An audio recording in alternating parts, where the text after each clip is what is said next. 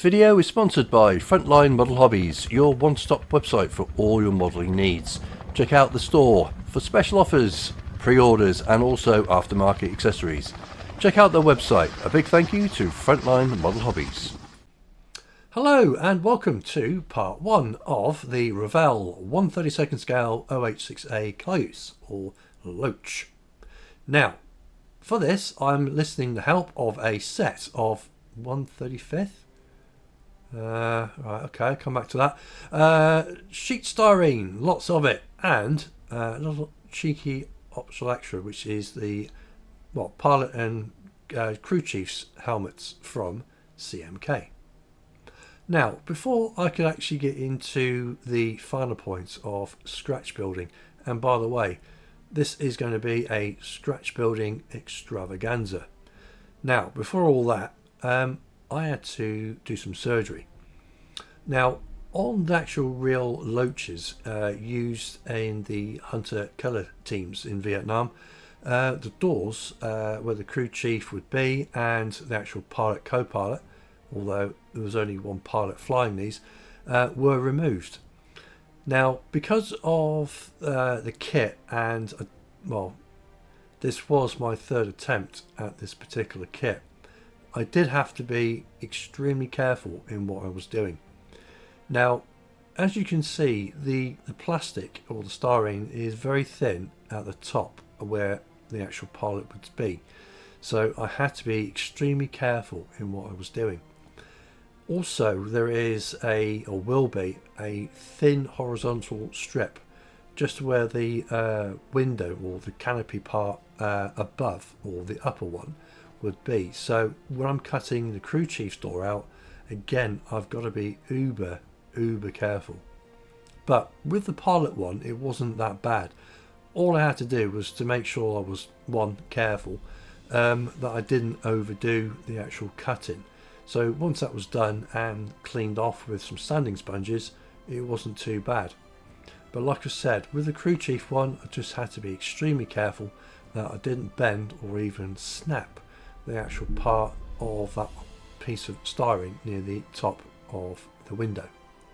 But once that was done and I took it out and I was happy, it was a simple case of just sanding it down and just making sure that everything was as it was and it wasn't bent or broken. So once that was done and I was happy, I could then set my sights on the main scratch building of the cockpit. Now, as I said, this is my third attempt, and I was pretty au fait with where things had to go and what I needed to do. But what I wanted really was a detailing set for this kit. Now, I'd searched high and low, and lo and behold, there isn't any. Well, not for 32nd scale. So what I did was I bit the bullet and I went for the 1/35th scale photo etch set for the Dragon kit of the OH-6A. Now, I am extremely happy to say that the majority of the actual photo etch fitted really well, which I'm absolutely uber happy with. Now, in the previous incarnations which I had of this kit, I used purely styrene as a detailing measure. Although I was happy with it, it did prove to be extremely difficult to actually get it in scale, and what I had and what I could get hold of simply was either too big or too small. There just wasn't that sort of like in-between factor. So I went, do you know what, I'm going to go for it. I'm going to get this detailing set from Eddard for the 35th scale. And like I said, I'm extremely happy to say that the vast majority actually fitted. Although I didn't use all of it, as in the very, very smaller parts as buckles and all that kind of stuff, I used the majority or the bulk of it, and I'm happy to say again, because I'm so chuffed with myself, that it actually did fit. Now, one thing that really did take the time to do on this particular project was the research. Now, one thing I have in the past gone over time and time again is about learning about the particular subject that you're doing. And this one actually grabbed my attention quite a lot when I actually did think of actually doing the project. And what I did on that particular Christmas before, I asked for a book called Low Level Hell, which is written by Hugh L. Mills Jr. And it is his own words, his own transcripts and everything. And it is a fantastic read. I'm not going to spoil it for you, but if you ever get the chance to read it, it tells you so much about the missions, how things were done, as in for the aircraft themselves, because a lot of it were, a lot of field modifications were done actually on the fly or even through maintenance. Because there is one particular part where the commander of the battalion that Hugh Mills was actually in wanted a rig mounted on his Huey, which would actually take a 50 cal machine gun, not a minigun, not an M60, a 50 cal. So field modifications were absolutely rife, and it was really down to, I would say, the pilot and the crew chiefs I don't know, wantings is one for a better word. So whatever they wanted, whatever they sort of like needed to make the job easier, safer, or more efficient, all they had to do was ask someone that knew how to use a welding torch, engineering, and sometimes even the crew chief did it themselves. So, Low Level Hell by Hugh L. Mills Jr. Please read it, you will not be disappointed. So, on with scratch building. Once I was happy that I put enough detailing on the actual seats themselves, because they were a bit crude, as in the seat belts were moulded and they looked terrible. Oh, and by the way, I'm not doing what you think I'm doing. I'm using some talcum powder so the actual two-part epoxy does not stick to my fingers. Now, with the two-part epoxy, I did actually make some sort of like seat liners or cushions. They were crudely made, and that was the whole point. I wanted them to be crude-like and looking a bit rough, because if you think about it, all those hours in the cockpit, through the heat and the environment, they are going to get extremely tatty, and that is what I was after. Some of the bits and pieces were actually added. A bar from the top, which would actually mount the seat harnesses for the actual pilot.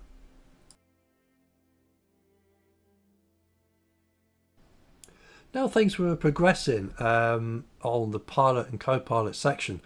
I did sort of like tend to go from the crew chief back to the cockpit and vice versa, just purely because it was waiting for things to dry. So I just took advantage of, you know, what was available and what I could do at the time. Now again, reference pictures were used throughout this whole particular process, with the bars actually on the crew chief's floor, and also detailing with the firewall. Now with this, it wasn't, well, I wasn't really that concerned of what was there and what wasn't, because again, field modifications were going on all the time. Some of the LOACHs had crew seats in the back for the crew chief, and some didn't. Some were actually custom made for comfort for the crew chief, and so on and so on. So each sort of like individual picture, especially, let's say if it was coming straight from a particular factory, or it has just been delivered, you are going to have a factory fresh kind of OH-6A.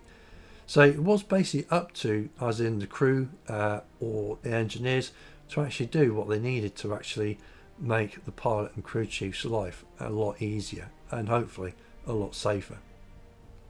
So onwards then, it was a simple case of just sticking the plastic styrene and just trying to make as much of this actual kit as I possibly could.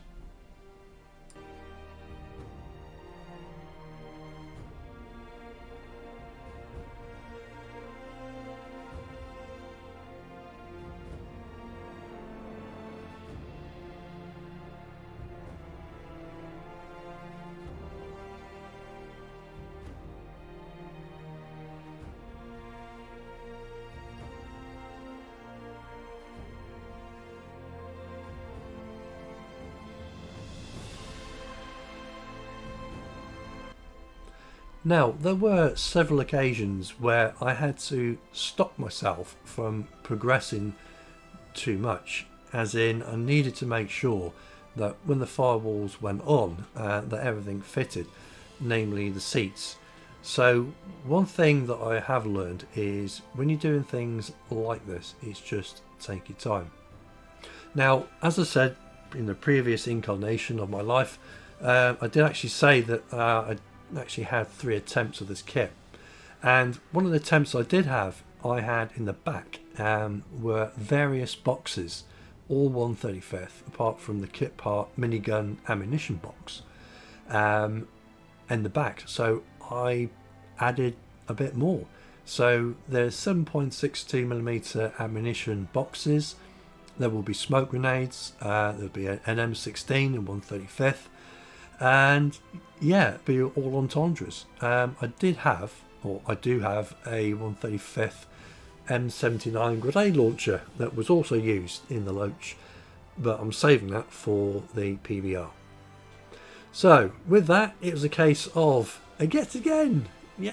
scratch building, and just sort of like just chilling, just taking your time and enjoying the process. And that is one thing I did not think I would enjoy that much, but I did. Just either making things up as you go along is a great way to actually model. And when you get the parts like the actual covering for the instrument panel, yeah, it's just, I don't know, it just adds that little bit more detail. So when it's all finished, you can actually look at it and think, do you know what? Yeah, I did make a reasonable job. And let's face it, it is suck it and see. Will it fit? Won't it fit? And if it doesn't fit, make it fit. That is basically my end of line tutorial on scratch building.